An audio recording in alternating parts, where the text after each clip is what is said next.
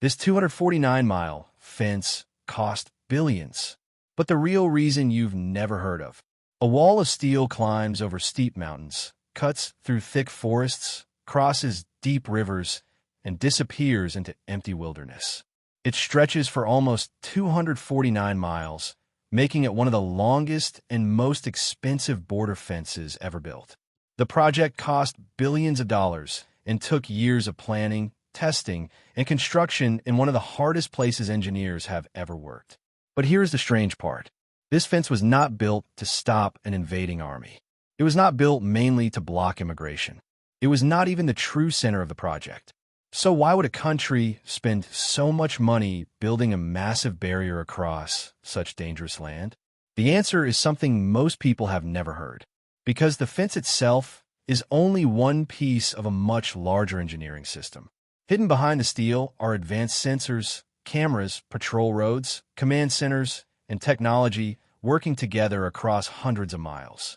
What looks like a simple fence is actually one of the most complex border security systems ever created. In this video, you'll discover why this enormous project was built, the incredible engineering challenges behind it, the hidden purpose that almost nobody talks about, and whether this multi-billion-dollar system actually achieved its goal.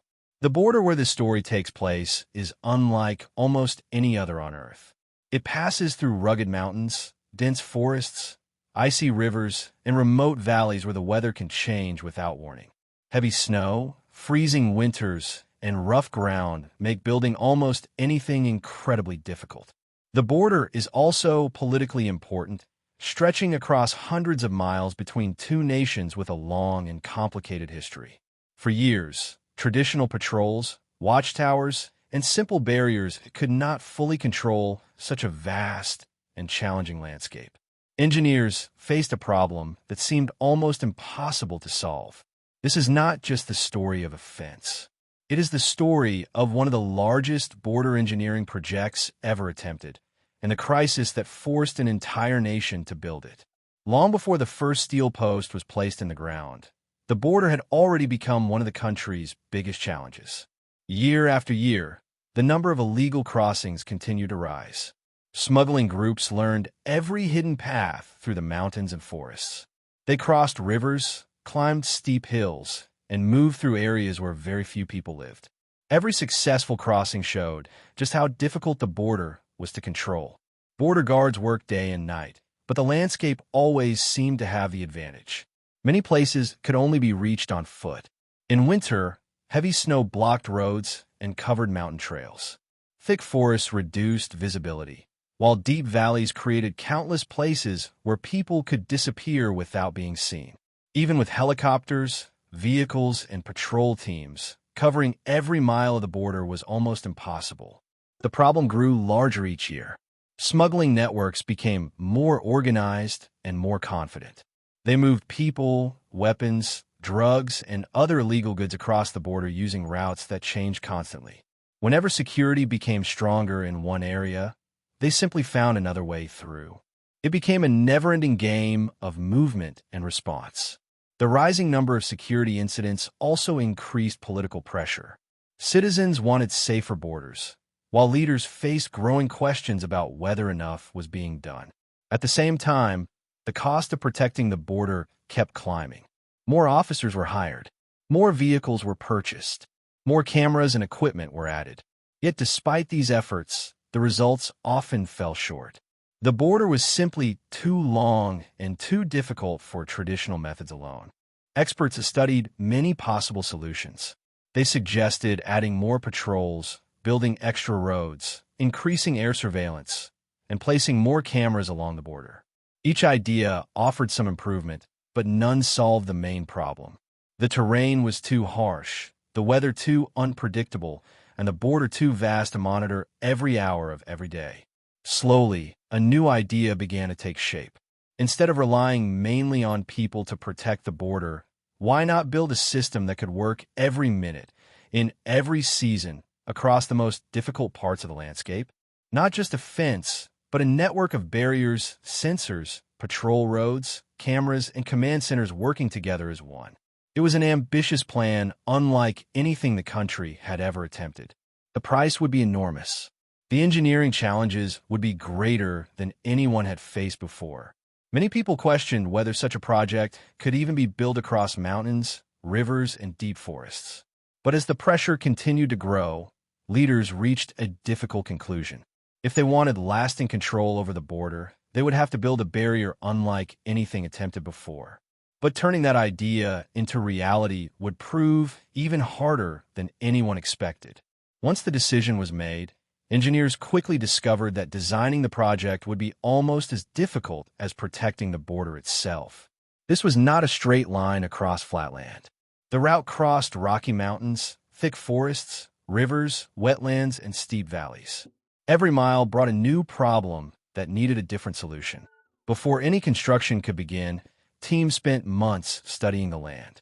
They carried out detailed geological surveys to learn where the ground was strong enough to support heavy structures. Satellite maps helped engineers examine the border from above, while drones and ground crews checked areas that were almost impossible to reach. Every bridge, river crossing, hillside, and cliff had to be carefully measured before a single piece of steel could be ordered. The environment also played a major role in the design. Many parts of the border pass through protected forests and natural habitats where wild animals have lived for centuries. Engineers had to find ways to improve security without completely blocking the movement of wildlife. In some areas, the design was changed to reduce damage to the surrounding landscape. In others, special crossings and open sections allowed certain animals to continue using their natural paths. The choice of materials was just as important. The barrier needed to survive freezing winters, heavy snowfall, strong winds, flooding rivers, and years of constant use with very little damage. Steel became the main material because it offered both strength and a long service life. Deep foundations were added wherever the ground was unstable, while drainage systems helped protect the structure from water and erosion. But the most important discovery was that steel alone could never secure such a long border. Instead, engineers designed a complete security network. High-resolution cameras watched key areas day and night. Motion sensors detected movement across difficult terrain. Thermal imaging systems could spot people even in darkness or heavy fog. Patrol roads allowed security teams to respond quickly, while command centers collected information from hundreds of devices in real time. Every part of the system was connected, allowing officers to react far faster than traditional patrols ever could. This is why many experts say the project is not really a fence at all.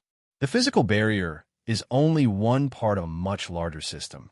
Large sections rely mainly on advanced technology because the terrain makes a continuous fence impossible or unnecessary. The true strength of the project comes from how every piece works together as one integrated engineering network. Even with years of planning, however, the biggest test had not yet begun. Designing the system was difficult. Building it across one of the harshest landscapes in Europe would prove even harder. Turning years of planning into reality was a challenge unlike anything the engineers had faced before. The border stretched across mountains, forests, rivers, and isolated valleys where there were few roads and almost no nearby towns. Every construction site had its own problems, and every new kilometer demanded a different solution. In the mountains, heavy machines climbed steep slopes to clear narrow paths for construction. Workers drilled through solid rock before they could pour deep concrete foundations.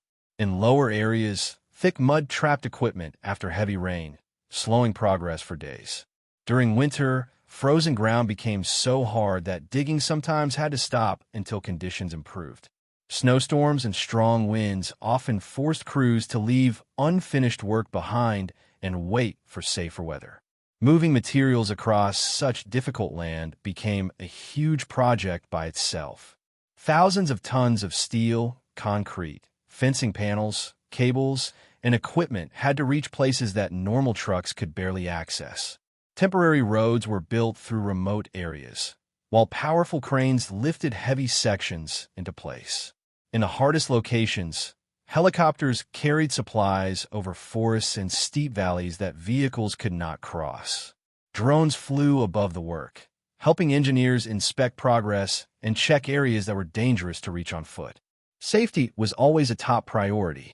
Workers operated powerful drilling machines, cranes, and earth-moving equipment on unstable ground and steep hillsides. Every step had to be carefully planned to reduce the risk of accidents. Even a small mistake could delay construction or place lives in danger. As the barrier slowly grew, new challenges appeared. Costs climbed higher than early estimates, leading to budget overruns that drew public criticism. Some sections had to be redesigned after engineers discovered unexpected ground conditions.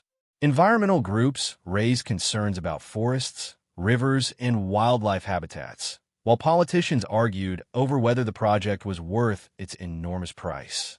Supporters believed the investment would improve national security. Critics questioned whether such a costly system could ever achieve its goals. Despite the debates, construction continued year after year. Steel posts rose across mountain ridges. Bridges carried the system over rivers. Cameras, sensors, and communication cables were installed alongside new patrol roads, slowly connecting every section into a single network. What had once existed only as drawings on maps was becoming one of the largest border engineering projects in Europe. At last, after years of difficult work, the final sections were completed. The massive barrier stretched across almost 249 miles of some of the toughest landscape imaginable. Engineers had overcome mountains, forests, rivers, freezing winters, and endless technical problems to finish a project that many believed could never be built. But one question still remained. Would this enormous system actually work? The real purpose of the project was never just to build a fence. The steel barrier was only the most visible part of a much larger system designed to manage the border in a completely different way. Instead of depending only on guards watching long stretches of land, the new network combined physical barriers with smart technology, fast communication, and rapid response teams. Every camera, motion sensor, thermal detector, patrol road, and command center worked together to create a single security system that could monitor the border day and night. When the system became fully operational, the results began to appear. In many areas, illegal crossings became more difficult because people could no longer move freely without being detected. Security teams were able to respond much faster after sensors or cameras reported unusual activity. Smuggling routes that had been used for years became far riskier, forcing criminal groups to change their methods or search for new routes elsewhere. The project did not stop every illegal crossing, but it made many of them far more difficult and expensive to carry out. At the same time, the project continued to face criticism. Some people questioned whether billions of dollars could have been spent in better ways. Others worried about the environmental impact, even after changes were made to reduce damage to wildlife habitats. Keeping such a huge system running also proved expensive. Cameras needed regular maintenance. Sensors had to be replaced, roads required constant repairs, and software had to be updated as technology improved. A project this large could never simply be finished and forgotten. As new technology became available, the system continued to evolve. Better cameras, more accurate sensors, improved communication networks, and advanced drones were added over time. The border became less dependent on the fence itself and more dependent on the flow of information. Engineers had built a system that could grow and improve without replacing the entire structure. Whether the project achieved all of its goals remains a subject of debate. Supporters point to stronger border security, faster response times, and better control over difficult terrain. Critics argue that determined groups still find ways around barriers and that no engineering project can solve every political or social problem. Both sides agree on one thing. This project changed the way many countries think about border security. In the end, this was never simply the story of a fence. It became a powerful example of how engineering, geography, politics, economics, and technology can come together in one of the world's most complex infrastructure projects. What began as a line across a map became a living system that continues to adapt long after construction ended. So what do you think? Was this one of the smartest engineering investments ever made, or one of the most controversial? Let me know your thoughts in the comments below.